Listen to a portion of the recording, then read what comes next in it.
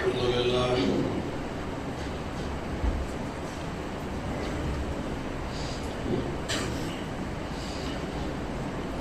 لله نحمده ونستعينه ونستغفره ونعوذ بالله من شرور أنفسنا ومن سيئات أعمالنا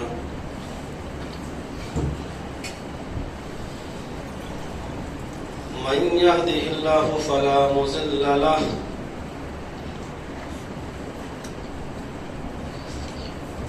ومن يضلل فلا هادي له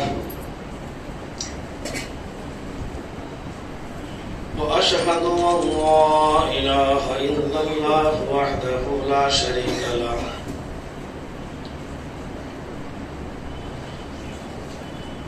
وأشهد أن محمدا عبده ورسوله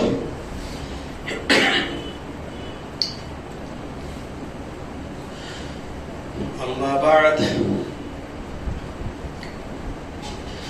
فإن خير الحديث كتاب الله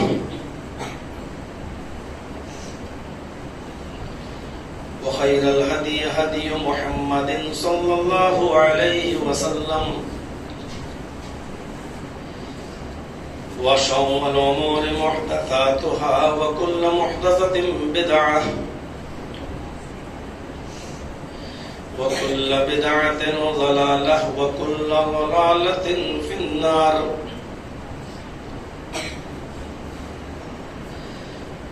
أعوذ بالله من الشيطان الرجيم. بسم الله الرحمن الرحيم.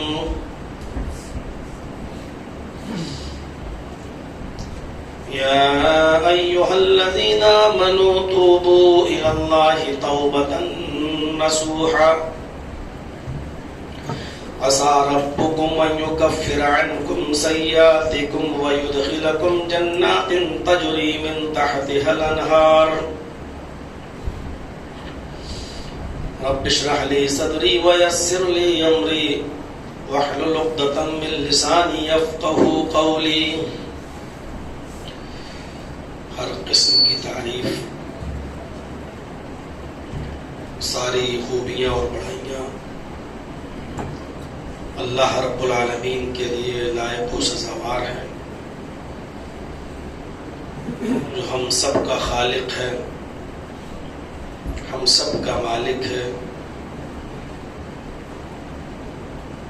اور جس نے ہم بنی نوع انسانیت پر بے شمار انعامات و احسانات کیے ہیں،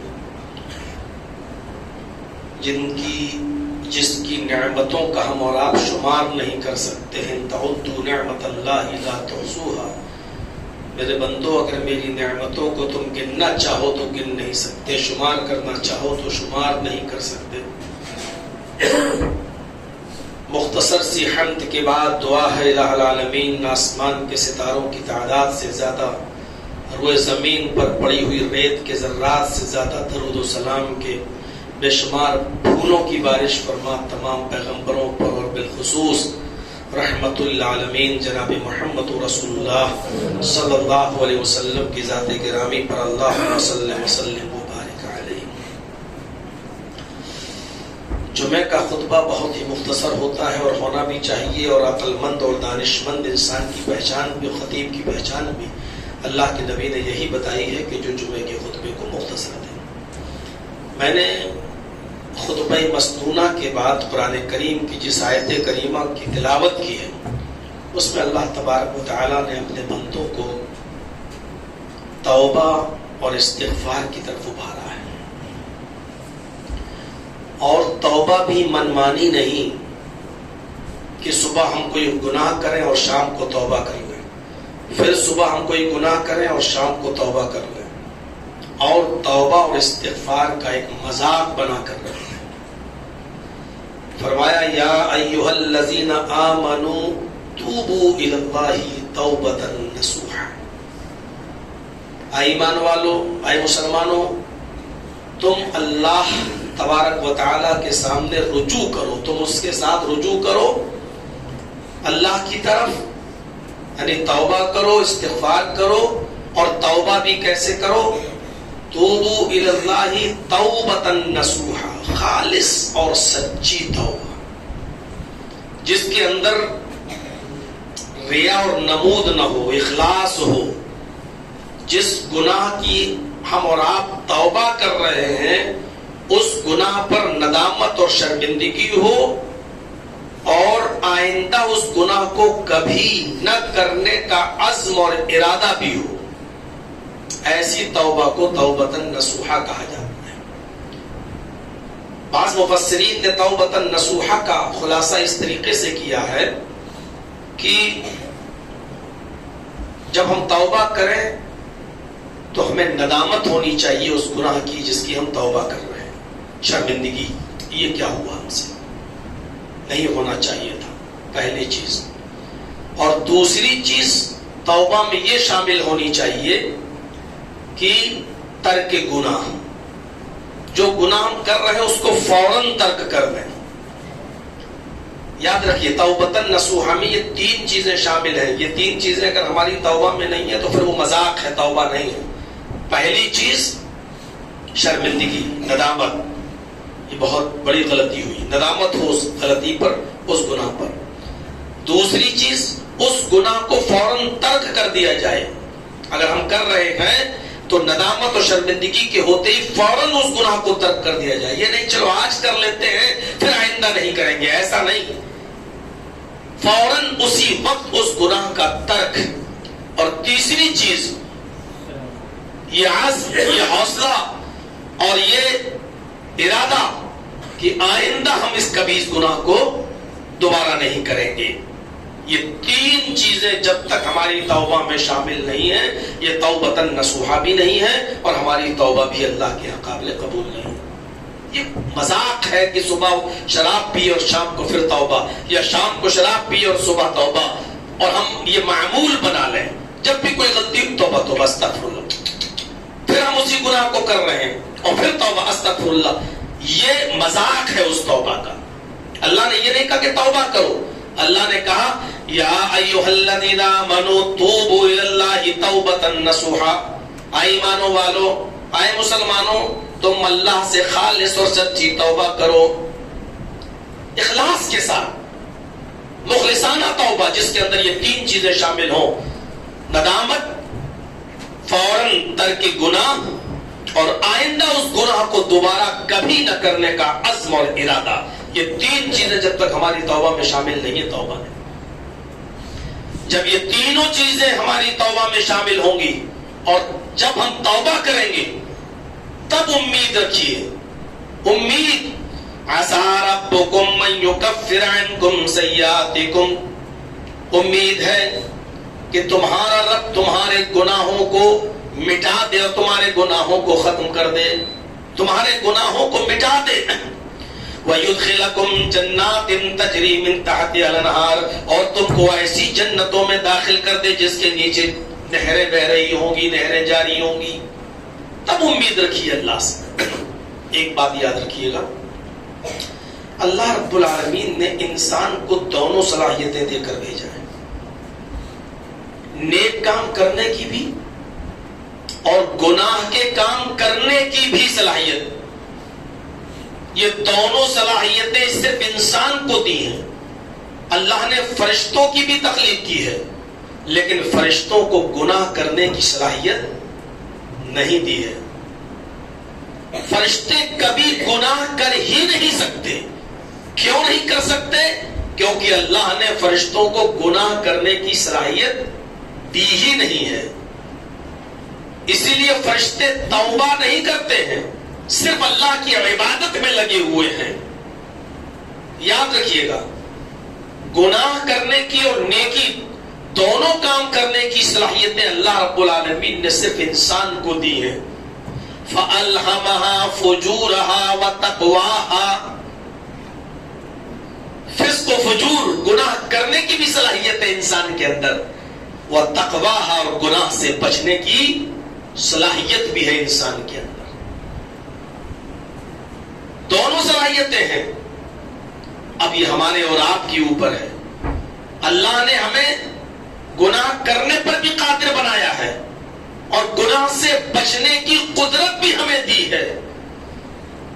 اور یہی انسان کا کمال ہے کہ وہ اپنے آپ کو گناہوں سے بچا کر نیکیوں کی طرف لگا دے اور گناہ سے بچنے کی طاقت ہونے کے بعد اپنے آپ کو بچا لے.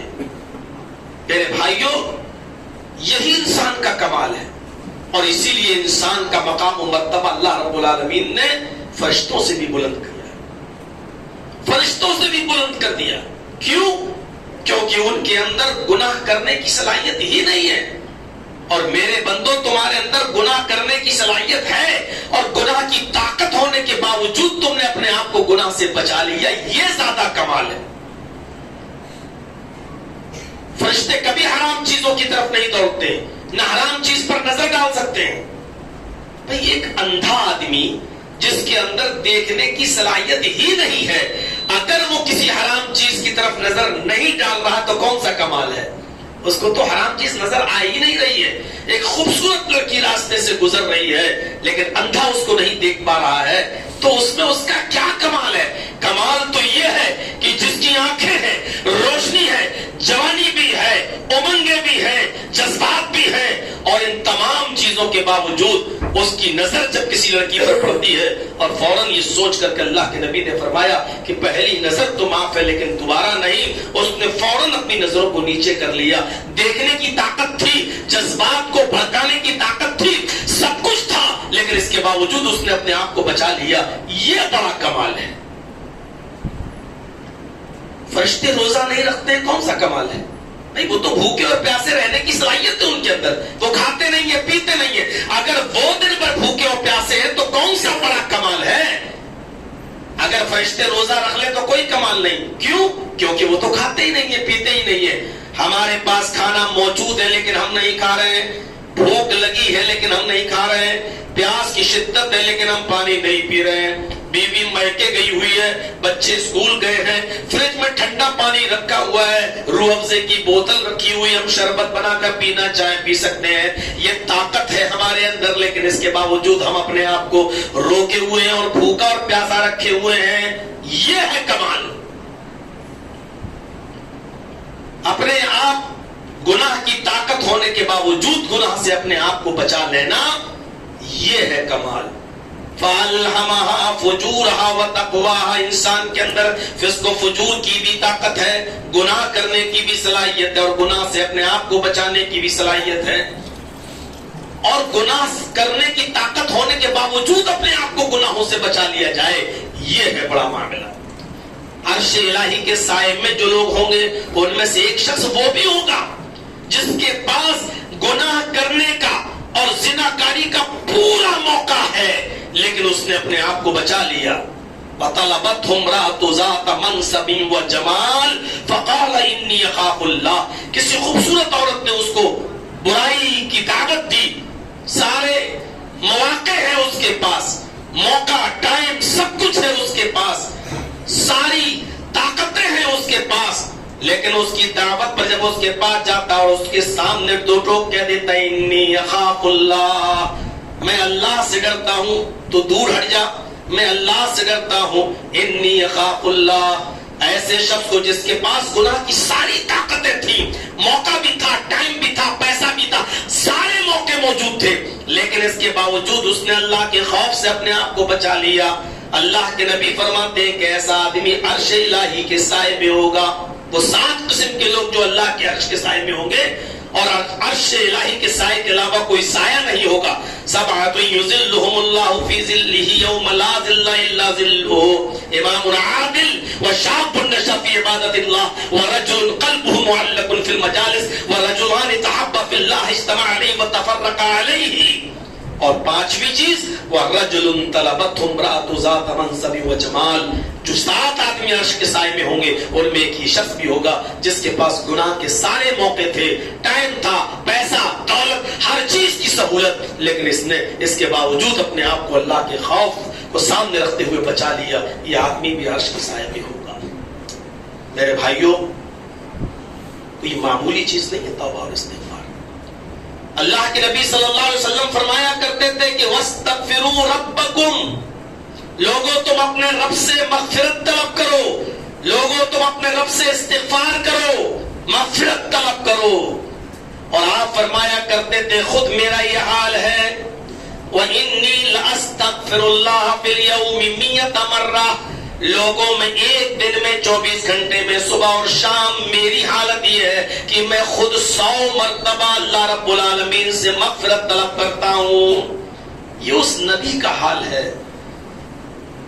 جنت جو جنت کا مکمل طور پر مستحق، یہ اس نبی کا حال ہے جو جنت کا دروازہ سب سے پہلے کھٹکھٹائے گا۔ یہ اس نبی کا حال ہے جس کے لیے مقام محمود تیار ہے۔ یہ اس نبی کا حال ہے میرے بھائیوں کہ جن کو معصوم عن الخطا بنا کر اللہ تبارک و تعالیٰ نے اس دنیا میں بھیجا ہے اور گناہ کا امکان ہی نہیں۔ یہ اس نبی کا حال ہے، وہ یہ کہہ رہا کہ لوگوں اللہ سے مغفرت طلب کرو، وَإِنِّي لَأَسْتَغْفِرُ اللَّهَ فِي الْيَوْمِ 100 مرة، خود میرا یہ حال ہے کہ میں ایک دن میں 24 گھنٹے میں رات و دن میں 100 سے زیادہ بار اللہ سے مغفرت طلب کرتا ہوں۔ ہم اور آپ ذرا اپنی سوسائٹی پر نظر ڈالیں، کتنی مرتبہ اللہ سے مغفرت طلب کرتے ہیں اور دعا اور استغفار کرتے ہیں، جبکہ یہ حدیث موجود ہے کہ اللہ کو اس بندے سے خوشی ہوتی ہے، بہت خوش ہوتا ہے اللہ اس بندے سے جو بندہ اپنے آپ کو اللہ کے سامنے پیش کرتا ہے، توبہ اور استغفار کرتا ہے۔ کتنی حدیث ہے، اللہ کے نبی صلی اللہ علیہ وسلم نے وہ مثال پیش کی ہے کہ صحرا میں اگر کسی کا اونٹ جنگل میں کھو جائے اور اس پر اس کا پورا سامان بندھا ہوا ہو اور تلاش کرتے کرتے وہ تھک جائے اور مایوس ہو جائے اور پھر اچانک اس کی نظر اپنے اونٹ پر پڑ جائے تو اونٹ کو پا کر وہ کتنا خوش ہوگا، مارے خوشی کے اس کی زبان سے یہ الٹے جملے نکل گئے، اللہم انت عبدی وانا ربک، واقعی تو میرا بندہ اور میں تیرا خدا، یعنی الٹا بول گیا مارے خوشی کے کہ اللہ واقعی تو میرا بندہ اور میں تیرا رب۔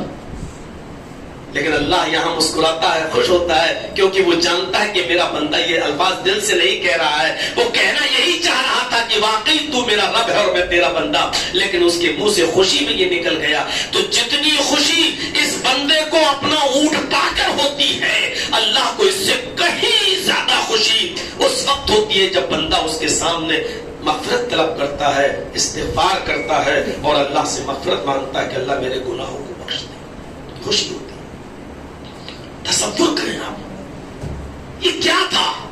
تھوڑی دیر کے لیے عقل دوڑائیے، اللہ نے آدم علیہ السلام کا پتلا بنایا، پھر اس میں روح ڈالی اور پھر ان سے کہا کہ جنت کے اندر داخل کر دیا، پھر ان کی پسلی سے حوا کو پیدا کیا اور دونوں سے کہا جنت میں رہو، کلو وشربو، کھاؤ اور پیو، ٹہلو گھومو، لیکن ایک باؤنڈیشن لگا دی، کیا؟ فَلَا تَقْرَبَا هَٰذِهِ الشَّجَرَةَ، اے آدم و حوا تم دونوں اس درخت کے قریب مت جانا۔ کیا اللہ کو معلوم نہیں تھا کہ آدم و حوا اس درخت کے قریب جائیں گے؟ جنت میں بھیج بھی دیا، داخل بھی کر دیا اور کہہ بھی دیا پوری جنت میں فری ہو، جہاں چاہو کھاؤ پیو۔ اس جیسے ہزاروں درخت جنت میں تھے، اس سے بھی اچھی اچھی نعمتیں جنت میں تھیں، لیکن اللہ نے کیا کہا؟ اس درخت کے قریب مت جانا، فلا تقرب هذه الشجرہ۔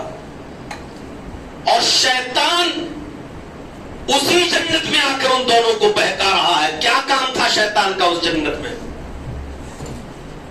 آیا، بہکایا۔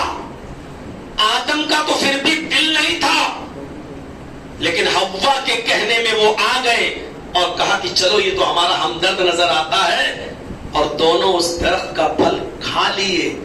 تصور کیجئے کہ اللہ کو نہیں معلوم تھا کون بہکائے گا، کیسے جائیں گے؟ دنیا بنانے کا پلان پہلے ہی سے، آباد کرنے کا پلان پہلے ہی سے، دنیا میں بھیجنا اللہ کو تو سب پہلے ہی سے علم تھا کیسا ہوگا، لیکن ہوا کیا؟ ذریعہ کیا بنا؟ آدم و حوا دونوں نے اس درخت کا پھل کھا لیا، جنتی لباس اتر گیا۔ اگر میں یہ کہوں تو غلط نہیں ہوگا، جنت کا پھل کھایا نہیں بلکہ کھلوایا گیا، اور جنت کے اس پھل کو کھانے میں اللہ کی مشیت بھی شامل تھی۔ اگر اللہ نہ چاہتا تو کیسے کھا لیتے. ایک خطا کرائی گئی حضرت آدم علیہ السلام سے، بلکہ میں یہ کہوں کہ خطا ہوئی نہیں بلکہ خطا کی پریکٹس کرائی گئی، کیونکہ دنیا میں جانے کے بعد تم سے اور تمہاری اولاد آدم سے غلطیاں ہوں گی، خطائیں ہوں گی، کیونکہ ہم ایسی صلاحیت ہی دے کر بھیج رہے ہیں دونوں کو. تو جب یہ معاملہ آ جائے تو تم کرو گے کیا؟ خطا ہو جائے تو کرو گے کیا؟ آدم و حوا جیسی دونوں نے اس پھل کو کھایا، جنتی لباس ان کے جسم سے اتر گئے. جنت کے درختوں کے بڑے بڑے پتوں کو توڑ کر انہوں نے اپنے سطر کو چھپایا. یہاں سے شرم و حیا کی طرف بھی بولا جا سکتا ہے، شرم و حیا کی طرف بھی ٹاپک کو بدلا جا سکتا ہے کہ یہ انسان کی فطرت میں شامل ہے. ورنہ جنت میں صرف حوا تھی، آدم کی پسلی سے بنائی گئی حوا، اور حوا سے آدم کو، آدم کو حوا سے کیا پردہ تھا. لیکن اس کے باوجود حضرت آدم نے درخت کے بڑے بڑے پتوں کو توڑ کر آدم و حوا دونوں نے اپنے سطر کو چھپایا، اپنی شرمگاہ کو چھپایا. یعنی سطر چھپانا اور پردہ کرنا، اپنے جسم کو، اپنے سطر کو چھپانا، یہ انسان کی فطرت میں شامل ہے. ان دونوں کے جسموں سے کپڑے اتارے گئے اور دونوں کو جنت سے راندے درگاہ، جاؤ اب نکلو، تمہیں جنت میں رہنے کا حق نہیں ہے. اللہ چاہتا تو ڈائریکٹ بھی جہنم میں بھیج سکتا تھا، لیکن نہیں، جاؤ دنیا میں. اور دنیا میں جب بھیجا تو دنیا میں آنے کے بعد پھر آدم علیہ السلام نے جو دعا پڑھی وہی ہے تریاق، وہی ہے اس کا علاج. اللہ نے دنیا میں اگر بخار پیدا کیا ہے تو اس کا علاج بھی اتارا ہے، کھانسی اور زکام اگر پیدا کیا ہے تو اس کا علاج بھی اتارا ہے. دنیا میں جتنی بیماریاں اللہ نے پیدا کی ہے تو اس کا علاج بھی بتایا ہے. فرمایا موت کے علاوہ ہم نے ہر بیماری کا علاج پیدا کیا ہے. وہ الگ بات ہے کہ انسان کی محدود عقل ابھی ان بیماریوں کے علاج کی طرف تک نہیں جا سکی ہے اور اس مرض کے علاج کو نہیں ڈھونڈ سکی ہے، جیسے کینسر وغیرہ. لیکن علاج اترا ہے، اسی زمین پر کینسر تک کا بھی علاج ہے. یہ انسان کی محدود عقل ابھی اس کی تحقیق نہیں کر سکی ہے. ہو سکتا ہے کہ کل انسان کی عقل وہاں تک پہنچ جائے اور تحقیق کر لے میرے پیارے ساتھیوں. ورنہ دنیا میں کوئی ایسی کوئی بیماری نہیں جس کا علاج اللہ نے نہ اتارا ہو. پھر اللہ نے جب گناہ پیدا کیا ہے تو گناہ کا علاج بھی بتایا ہے. اور گناہ کا علاج کیا ہے؟ وہی جو آدم سے خطا اور غلطی ہوئی جنت میں، اس کا علاج حضرت آدم نے دنیا میں کیا. اور دنیا میں آنے کے بعد کیا کہا؟ ربنا ظلمنا انفسنا وان لم تغفر لنا وترحمنا لنكونن من الخاسرین. آئے ہمارے رب، ظلمنا، ہم دونوں نے اپنے نفسوں پر، ظلمنا انفسنا، اپنی جانوں پر ظلم کیا ہے. وَإِن لَّمْ تَغْفِرْ لَنَا، اگر تو نے ہم دونوں کی مغفرت نہ کی، وَتَرْحَمْنَا، اور ہم دونوں پر رحم نہ فرمایا، لَنَكُونَنَّ مِنَ الْخَاسِرِينَ، تو ہم نقصان اٹھانے والوں میں سے ہو جائیں گے، ہم خسارہ اٹھانے والوں میں سے ہو جائیں گے. یہی ہے اس خطا کا دریافت. ہم سے اور آپ سے اگر غلطی ہو جائے، اٹھتے بیٹھتے چلتے سوتے جاگتے کھاتے پیتے چلتے پھرتے، تو میرے بھائیوں اس کا علاج یہی ہے کہ ہم اپنی زبان سے کہیں استغفر اللہ من کل ذنب واتوب الیہ. اے اللہ میں مغفرت طلب کرتا ہوں، اللہ استغفر اللہ من کل ذنب، ہر گناہ سے، واتوب الیہ، اور تیری طرف میں رجوع کر رہا ہوں. کتنا ٹائم لگے گا اس دعا کو یاد کرنے میں؟ میرے پیارے ساتھیوں ذرا تصور کریں آپ، جب حضرت آدم علیہ السلام اور حوا کو جنت سے نکالا جا رہا تھا، شیطان سے کہا لعین تو بھی نکل یہاں سے، نکلو. تو جب شیطان کو بھی جنت سے نکالا جا رہا تھا تو شیطان نے اللہ سے کیا چیلنج کیا تھا اللہ کو کہ اللہ آدم کی وجہ سے مجھے جنت سے نکال رہا ہے نا، میں نے آدم کو سجدہ نہیں کیا اس لیے تو ہم کو جنت سے نکال رہا ہے نا، میں مٹی میں آگ سے پیدا اور آدم مٹی سے، آگ مٹی کے سامنے نہیں جھکی، بس یہی تو جرم تھا. معاف کیجئے گا میرے بھائیوں، یہی شیطان لعین اللہ کو سجدہ کرتا تھا، اللہ کی عبادت میں کمی نہیں کرتا تھا، اللہ کا حکم مانتا تھا. اس نے صرف آدم کو سجدہ کرنے سے منع کیا تھا بس، ورنہ اللہ کی وحدانیت کا بھی اقرار کرتا تھا اور اللہ کی عبادت بھی کرتا تھا اور اللہ کو سجدہ بھی کرتا تھا.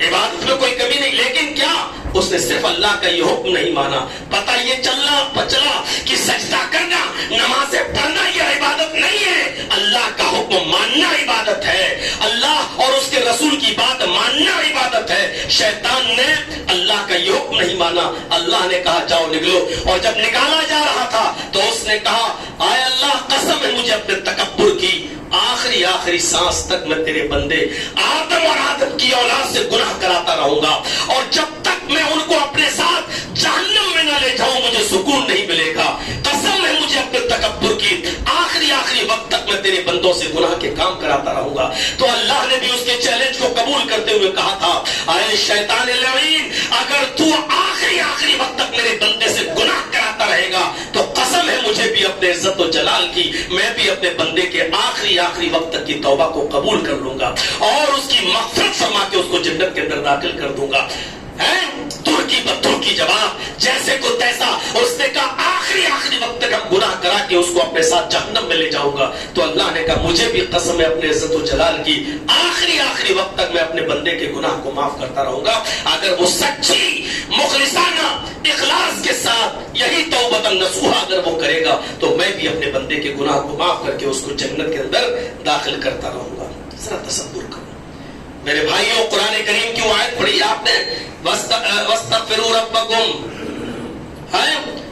کہ اپنے رب سے مغفرت طلب کرو، اور حضرت سورہ نوح کے اندر وہ آیتیں آئی ہیں، حضرت نوح علیہ السلام نے اپنی قوم سے کہا تھا کہ اپنے رب سے مغفرت طلب کرو، یُرْسِلِ السَّمَاءَ مِدْرًا، اللہ رب العالمین آسمان سے موسلادھار بارش برسائے گا، وَيُمْدِدْكُمْ بِأَمْوَالٍ وَبَنِينَ، مال اور اولاد سے تمہاری مدد کرے گا، تمہیں نہریں دے گا، یہ تمام نعمتیں بتائیں، یہ کب ملیں گی؟ جب تم استغفار کرو گے، مغفرت طلب کرو گے۔ یہ ساری نعمتیں مغفرت کی وجہ سے ملتی ہیں، مغفرت طلب کرنے کی وجہ سے ملتی ہے۔ اگر کسی کی اولاد نہیں ہے توبہ اور استغفار کرے، اگر کسی کے بچے نہیں ہوتے ہیں تو وہ توبہ اور استغفار کرے، آسمان سے اگر بارش نہیں ہو رہی ہے تو توبہ اور استغفار کرے، اگر کسی کی روزی اور روٹی میں برکت نہیں ہو رہی ہے تو توبہ اور استغفار کرے۔ حضرت عمر فاروق کے زمانے میں جب قحط پڑا، لوگوں نے کہا نکلو ہم چلتے ہیں نماز استسقاء کے لیے۔ حضرت عمر فاروق اپنی پوری قوم کو لے کے جب نکلے، ایک بڑے میدان میں جمع ہوئے اور نماز استسقاء پڑھی، لیکن بارش کی ایک بوند پانی کی دعا نہیں کی بلکہ توبہ اور استغفار کیا اور چلے آئے۔ لوگوں نے ان کے آنے کے بعد دربار خلافت میں کہا امیر المومنین یہ کیا بات ہے؟ پڑھیے تفسیر ابن کثیر اور معالم التنزیل، یہ کیا بات ہے؟ ہم تو لے گئے تھے آپ کو توبہ اور استغفار، آپ نے توبہ اور استغفار کر لی، ہم تو لے گئے تھے کہ آپ جائیں گے بارش کی دعا کریں گے، قحط پڑا ہوا ہے ہمارے یہاں قحط پڑا ہوا ہے، بارش نہیں ہو رہی ہے، اور آپ گئے اور آپ نے کہا اللہ ہمارے گناہوں کو معاف فرما دے، اللہ ہمیں بخش دے، آپ توبہ اور استغفار کر کے چلے آئے، اللہ سے بارش تو آپ نے مانگی ہی نہیں۔ حضرت عمر فاروق نے جو جواب دیا وہ جواب یہ تھا، لوگوں میں نے آسمان کے ان دروازوں کو کھٹکھٹا دیا ہے جہاں سے بارش ہوتی ہے، میں نے آسمان کے ان دروازوں میں سوراخ پیدا کر دیا ہے جہاں سے بارش ہوتی ہے، یعنی بارش جس وجہ سے رکتی ہے وہ ہمارے گناہوں کی وجہ سے رکتی ہے، ہم نے توبہ اور استغفار کر کے آسمان کے ان دروازوں کو کھٹکھٹا دیا ہے، اب انتظار کریے انشاءاللہ 2-4 دن میں اللہ رب العالمین اپنی رحمت کی بارش ضرور برسائے گا، اور ابھی ایک رات ایک دن نہیں گزرا تھا کہ رحمت کی بارش ہونے لگتی ہے۔ میرے پیارے ساتھیوں، حضرت عمر نے بارش نہیں مانگی جبکہ ضرورت بارش کی تھی، لیکن توبہ اور استغفار کیا۔ میرے پیارے ساتھیوں، توبہ اور استغفار کر کے اپنے گناہوں کو مٹائیے، اور اسی طریقے سے گناہوں کو مٹانے کے بہت سے طریقے ہیں، انہی میں سے ہم اور آپ اس دنیا میں آئے اس لیے ہیں کہ وہی کھویا ہوا مقام ہمیں اور آپ کو دوبارہ مل جائے جس مقام سے ہمارے باپ حضرت آدم کو نکالا گیا تھا، اور ہمارے باپ آدم علیہ السلام کو جس مقام سے نکالا گیا وہ جنت ہے۔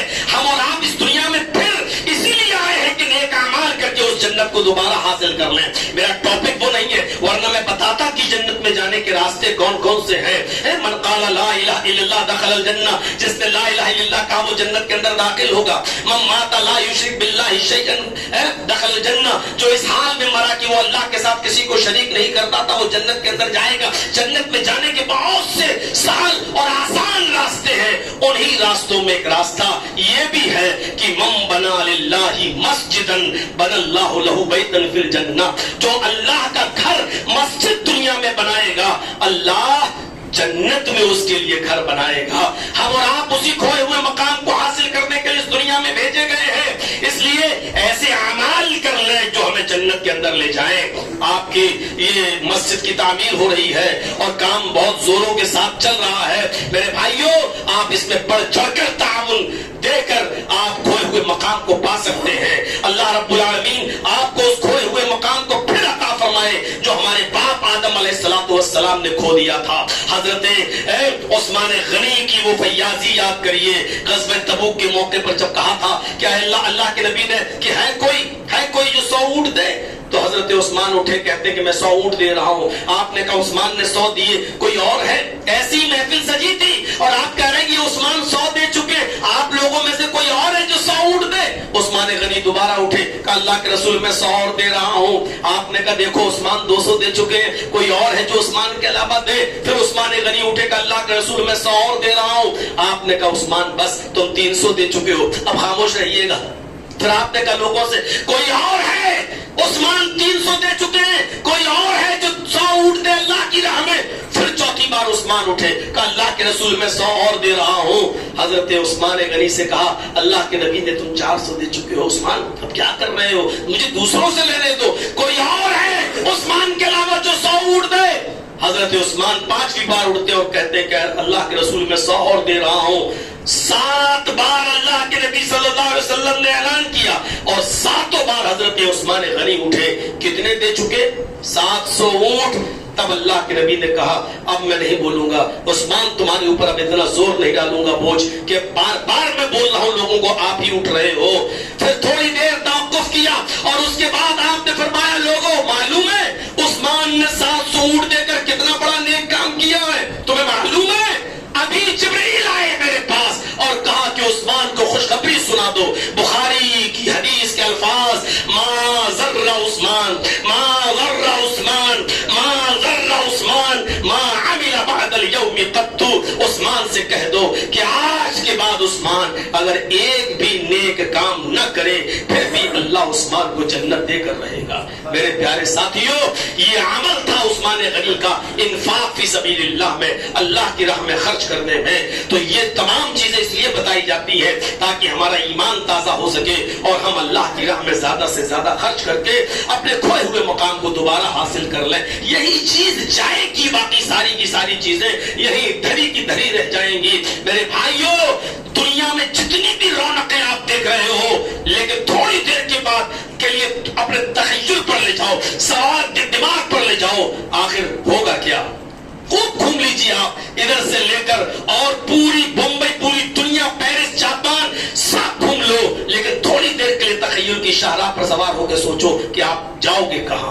आप जाओगे कहां? आपका असली घर क्या है? तो आप यही कहोगे हम अपनी बिल्डिंगों के मालिक नहीं है, हम इन तमाम चीजों, हमारी मिल्कियत सिर्फ वही 2 गज जमीन है, वो हमसे कोई नहीं छीन सकता है। हकीकत में हमारी जमीन वही है, हमारा घर वही है और हम उसी 2 गज जमीन के मालिक हैं, बकिया कुछ नहीं है। कितने लोग आज दुनिया में ऐसे हैं, माँ और बाप नहीं है, औलादें लड़ रही हैं, मर रही हैं, कट रही है, एक दूसरे पर फायरिंग कर रही है। आओ हमारे लखनऊ के अंदर और देखो कि सगे भाई ने सगे भाई को गोली से उड़ा दिया, सिर्फ 1 गज जमीन के लिए, 2 गज भी नहीं था। सिर्फ ये हिस्सा मेरे इसमें आ जाए तो हमारा ये पूरा का पूरा बन जाएगा। मेरे भाइयों, 1 गज जमीन के पीछे उस भाई ने, छोटे भाई ने बड़े भाई का मर्डर कर दिया। हालात इस नतीजे पे पहुंचे हैं कि 1 गज जमीन के लिए भाई भाई नहीं रहा, जबकि हमारी असल जमीन वही है। मरे आंख लगी मेरे भाई, औलाद हमारी फितने में पड़ जाएगी, औलाद हमारी फितने में पड़ जाएगी, क्योंकि हमारा तो कुछ है ही नहीं है, जो कुछ कर रहे हैं वो तो दूसरों का है। इसलिए इस दुनिया में सदका और खैरात करके और माल खर्च करके मस्जिदों में, मदरसों में, अल्लाह की राह में, गरीब और मिस्कीनों में खर्च करके, सदका और खैरात करके अपने गुनाहों की आग को हमें और आपको बुझाना चाहिए। अल्लाह से दुआ है कि इलाही आलमीन हमारी खताओं को माफ फरमा दे। अल्लाह से दुआ है कि हमारे गुनाहों को बख्श दे। अल्लाह मुझे ज्यादा से ज्यादा खर्च करने की तौफीक अता फरमा और जो मकाम हमसे छीन लिया गया है, हमारे बाप आदम علیہ السلام سے ہماری ماں حوا سے اللہ ہمیں وہی کھویا ہوا مقام عطا فرما دے جس مقام سے ہمارے باپ آدم و حوا کو نکالا گیا تھا. اے اللہ جب تک تو ہمیں اس دنیا میں زندہ رکھ، اسلام پہ زندہ رکھنا، اور جب ہمارا خاتمہ ہو تو ایمان پر ہمارا خاتمہ فرمانا. وما علینا الا البلاغ المبین وآخر دعوانا ان الحمد للہ رب العالمین.